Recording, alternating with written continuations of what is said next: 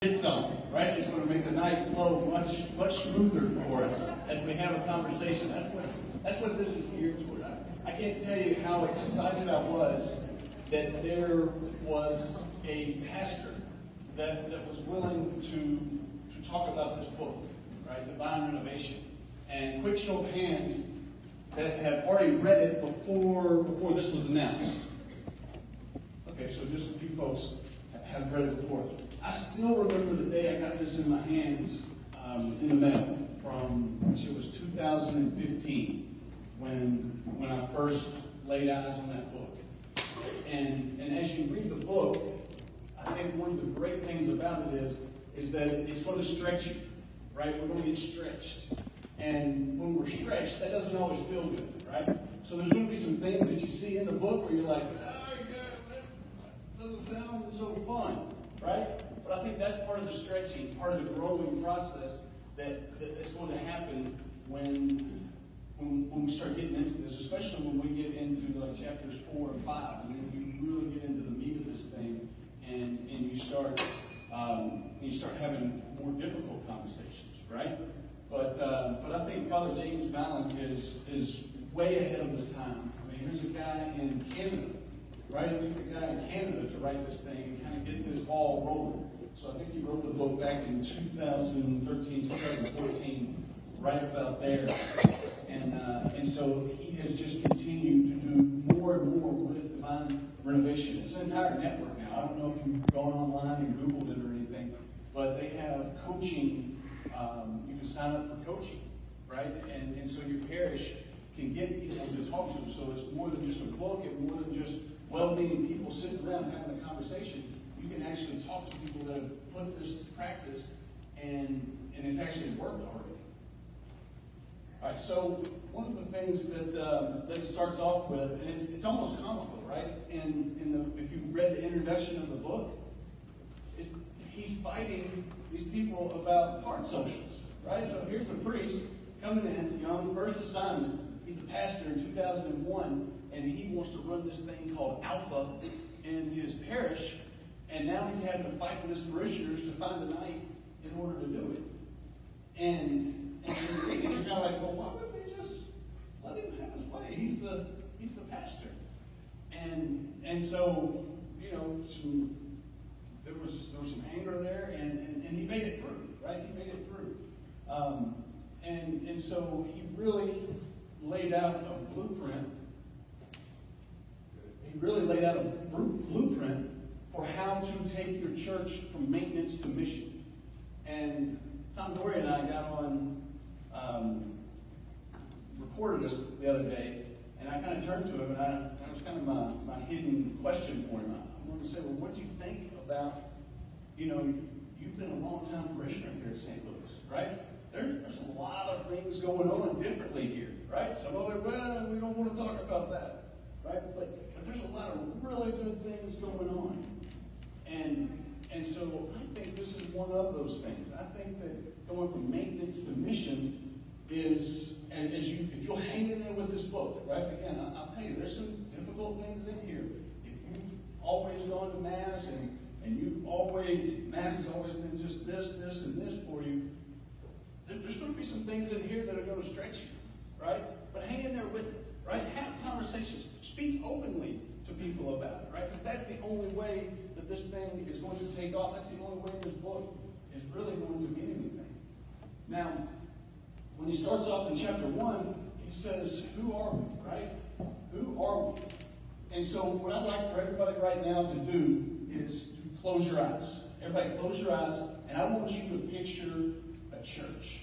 Picture the most beautiful church that you can imagine, right? Picture everything about it, everything about that church. When you walk in, what does it look like? What does it smell like? What does it feel like? All right? And so you should have a pretty good idea what that looks like. Now open your eyes. All right? What did you picture? Come on, somebody, let's make this a little more interactive. St. Louis. St. Louis, right? Beautiful altar, right? Back there, walk in. Oh, man, you just walk in, you just want to get your knees right away. What else? Yes? St. Peter's.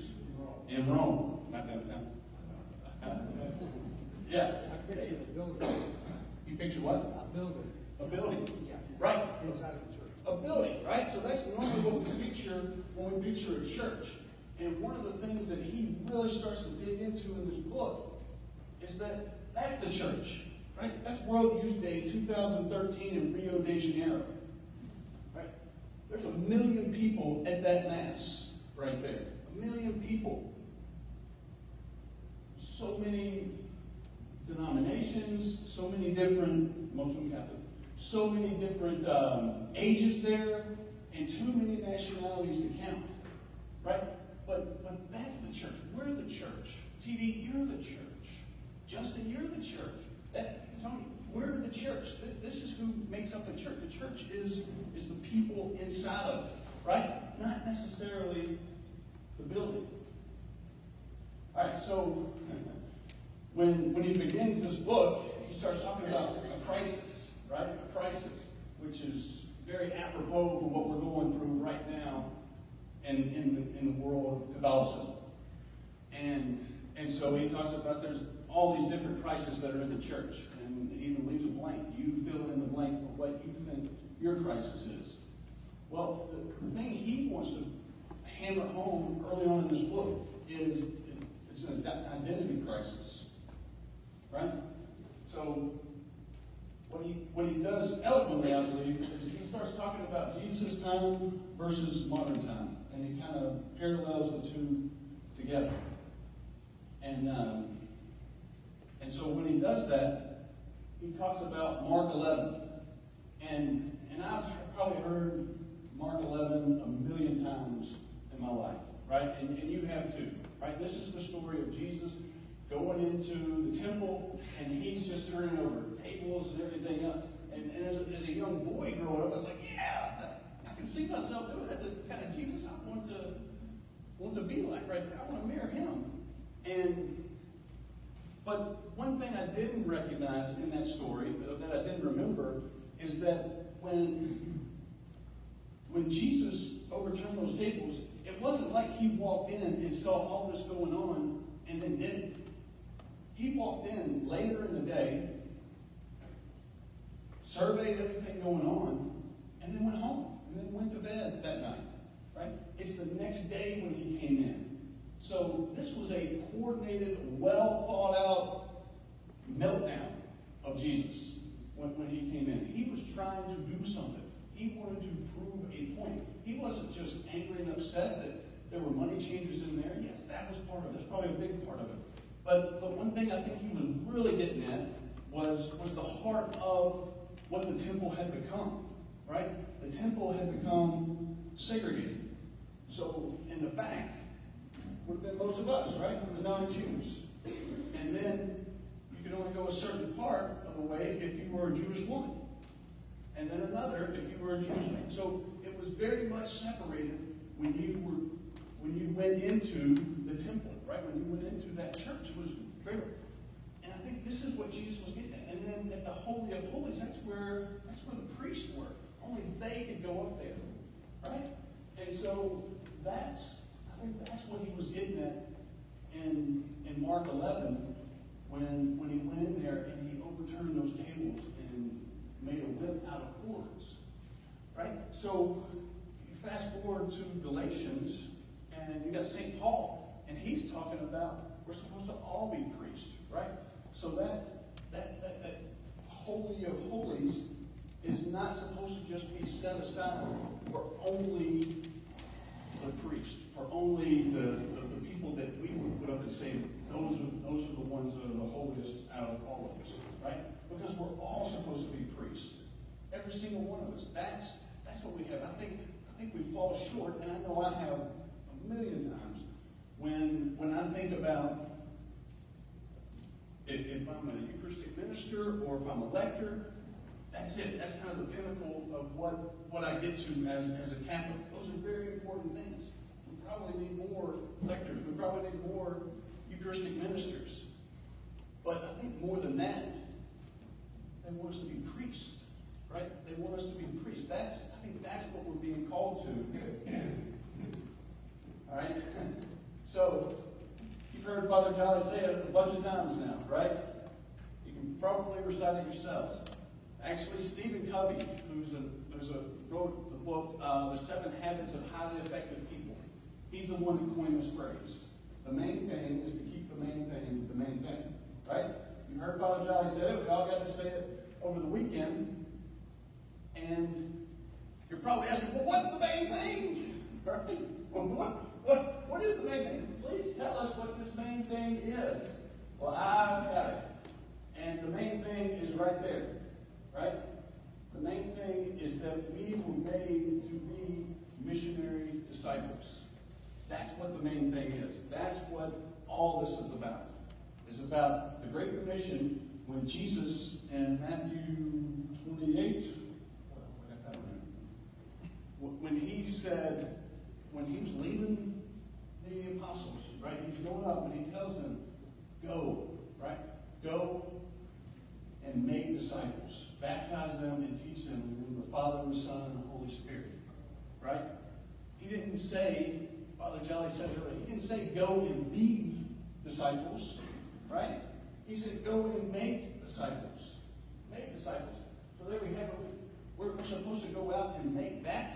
That was Jesus' last words. That's what he instructed to the faithful that were there, the apostles. All right, so making disciples. How are we going to do it? What does it look like? Right? Well, I think most of you know that it's a lifelong process, right? This is not something that you do once and then you feel like you've got it, right? It's ongoing, and I think one of the things that when we look at the Christian life, right, the Christian life, and you've experienced it, it's like walking up a down escalator, right? It takes a little bit to walk. You've got to exert a little effort to walk up a down escalator. But what happens as soon as you stop on that escalator? You're going backwards, right? And that's the way it is in our Christian lives, in our walk with the Lord, and what we're doing in Catholicism is the moment that we stop, the moment we let off the pedal, we start going back, we start slipping into our old ways. We start doing things, Paul says, I do what I don't want to do, right? And so we have to keep going. The next thing that he talked about in the book, when he was talking about kind of how we got where we are, is what I like to call the socks in my daughter's sock drawer, right? So throughout most of history, the Catholic Church has been like the socks in my daughter's sock drawer. My daughter, every morning she wakes up, she opens that drawer, she always has a pair of socks in there. She can wear out the socks, she can lose the socks, she can do whatever she wants with the socks. But there's always going to be socks in the sock drawer, right? That's what has always happened in the Catholic Church. There have always been Catholics sitting in the pews, regardless of what's going on through history. But now we're starting to see something different in the church. People aren't showing up. Those socks aren't just automatically showing back up into the sock drawer, right? So I think this is where that Great Commission now is really starting to take hold. Right? We have to go out and find those socks. We've got to go find the people and put them out there. All right, so then it comes about evangelization. Oh boy, evangelization, that's kind of a tough one right there, right? We've heard about it, right? We've heard that we've been catechized, yet not evangelized. So how do we do it, right? And Father Mallon, I think he really does a great job in this book talking about awakening that hunger, right? Every one of us, we have something inside of us, right? If you would just take a moment and you picture a room, picture this room, right? It's dark, lights are turned down, there's no one in here, right? And all of a sudden you squint your eyes and you see something in the middle of the room, right? It's a box, it's a little box. You start looking a little bit closer, and that box is a casket, right? And that casket, you look a little bit closer, and you're in the casket, right? Now all of a sudden people are coming in through the doors, right? They're coming in, they're looking at you in the casket. What are they going to say about you? Right? What would you want them to say about you as they're crowded around you in that casket? That is your purpose. That, I believe, is our purpose in life. What we would have them say about us, that's what we should go do right now. And we should go do that right away. Whatever we want them to say, we should stop what we're doing and go do that. Right? That's ultimately what we're looking for. That's the hunger that's inside us. That's that purpose that we're looking for. We can't find it. We can't find it. We search for it all over the place. We look for it in things. We look for it in people. We look for it in alcohol. We look for it in pornography. We look for it in just all these different things. And we're searching for it. We look for it in church and we can't find it. Right? So what we're trying to do is awaken that hunger. Awaken that hunger. And I threw an alpha sign up there a little early. It's going to be a recurring theme throughout this book. All right? And so Father Allen is big on talking about alpha. And you're going to hear more about alpha as we go throughout 2018. And he says he would gladly use another form of evangelization if it worked better than that right there. Okay, he's been a parish priest for 17 years. In that 17 years, he's had thousands of people engage into the church because of that thing right there. Right? Because he gave people a platform to speak their minds. Now it's called Alpha for a reason, in that it's just the beginning, right? It's the starting point. It's not the Omega. It's definitely not even Beta. It's just the beginning. But he believes that is the way that you get people, that you start awakening this hunger in people. You get them talking, right? We've all got kids that we wish were a little bit more into it. Right? We've all got a friend. Oh gosh, I've got 5 people in my family, right? My immediate family of my mother, my father, and my 2 brothers. I'm the only one that attends Catholic Church regularly. The only one. That's a problem. A big problem, right? And so we're trying to figure out, what do I invite them to? What do I bring them to? How do I awaken them? I know it's in there. I know it's in there. I grew up watching my dad watch football games and yelling at the television. I know he's got a hunger and a passion inside of him. So then we go from evangelization. Once we evangelize, then we become apostles. We make these disciples apostles, right? And the 2 things about apostleship, it means to be sent, right? You're sent. We go out. I put doors of the church, right? So after every Mass on weekends, those doors in the back of the church open up, right? They open up. Why do they open up? Not because we're late for lunch and we're running out to get something to eat. They open up so we can go get our butts out there, find people, and bring them back. Right? That's tough. That's the sent part. Right? That's how we serve. We go out and we find people and we get them. We bring them back. All right, so the main thing, right? Hopefully we understand the main thing is that we were created to be missionary disciples, right?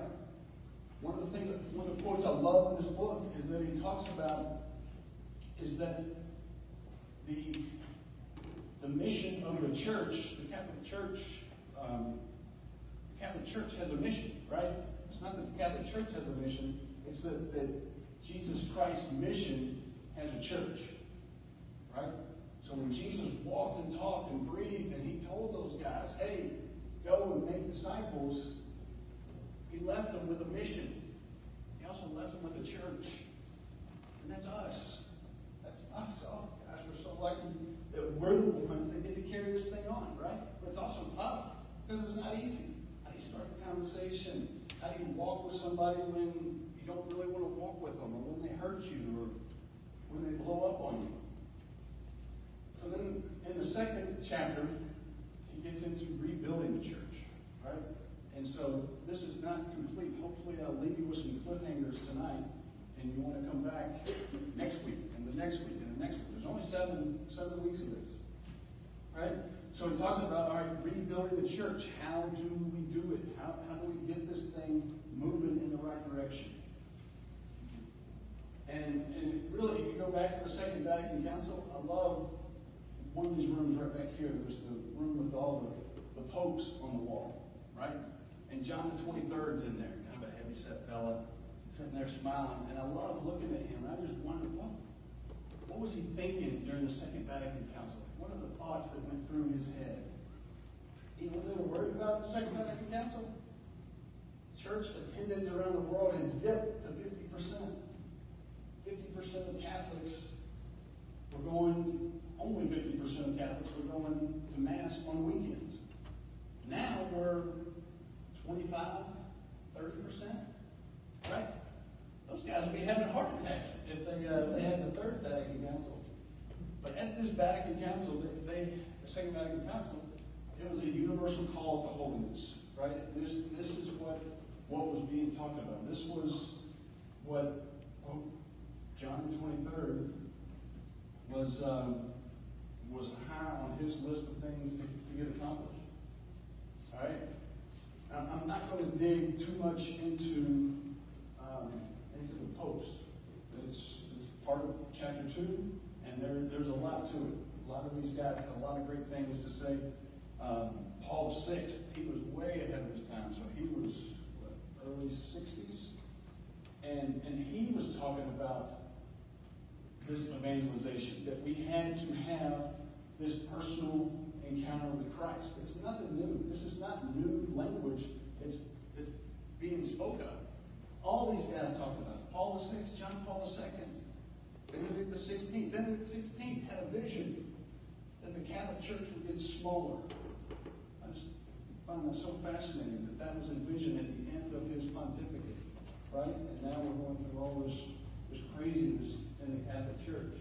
And Pope Francis, he's been very vocal about the new evangelization, right?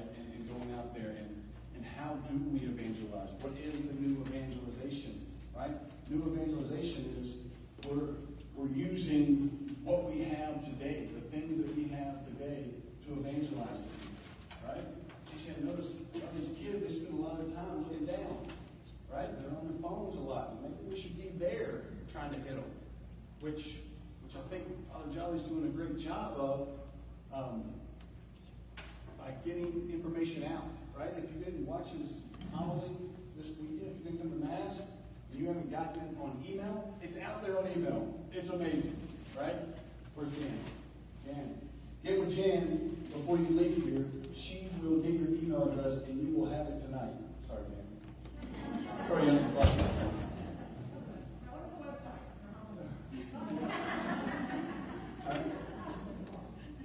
So then there was this document, Aparecida. I won't push it. But this was a document that was talked about, right? And so right now I just kind of see everything through a certain lens. And everything I see right now seems to say 3 words: encounter, grow, and go. Right? Encounter. We have an encounter with the God of the universe that created all of this. And he's longing for us to come and fall in love with him the way that he is in love with us. Right? So we're all in one of these 3 spots: encounter, grow, and go. Right? Maybe you're in the encounter stage. That's incredible, because I think I was in the grow stage for most of my Catholic life, and I skipped the encounter stage. Right? But it's never too late. It's never too late to go back and encounter him. Right? Encounter, and then we grow. We do that really well as Catholics. We've got a lot of things that we can do, that we can tap into in order to grow. There's a lot of documents out there. There's a lot of classes. There's a lot of programs out there that enable us to grow. But then we have to go, right? That's not standing out there on Bill Street on Friday night yelling at the kids, telling them to get home, or they're going to hell. You know, it's being friends with somebody, right? So Jesus modeled it perfectly. He walked with these guys for 3 years. He was buddies with them. There was just a Cursillo weekend this last weekend. The Cursillo tagline is